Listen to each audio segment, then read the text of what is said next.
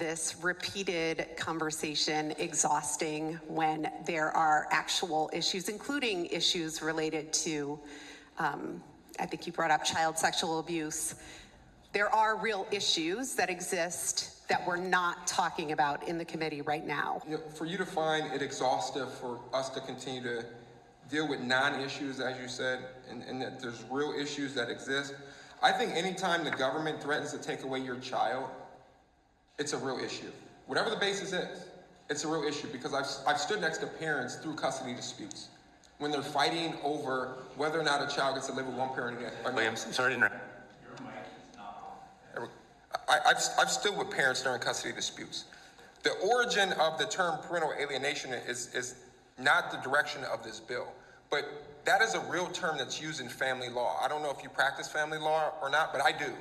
And I've dealt with parental alienation before. And specifically, we're using the term here when we're talking about third-party groups that are putting pressure on the minor child to alienate from their parents. We're seeing that. We see it in California, where they pass multiple pieces of legislation allowing children to run away from home and into the safety of NGOs, and they do not have to disclose that the child is with them.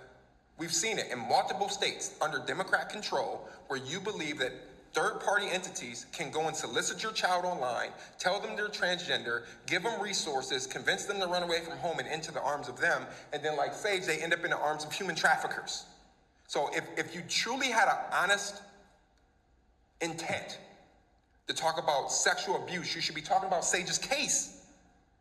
That's an individual that was human trafficked because of the woke ideology that's being pushed by your caucus. And we're simply saying, look, we're not gonna get in the middle of the ideology debate. But what we're gonna say is that parents have the absolute right to raise their children, because the court has said time and time again, they have a fundamental right, a fundamental constitutionally protected right as fit parents to decide what is in the best interest of their child. And we should not have an entity in this state that quietly and secretly can investigate you, label you, and work surreptitiously to remove your child simply because you don't buy in to the wokeness that's coming out of the Democrat Party. I absolutely believe that parents have a constitutional right to raise their children as they see fit. If you disagree with that premise, you disagree with the Supreme Court.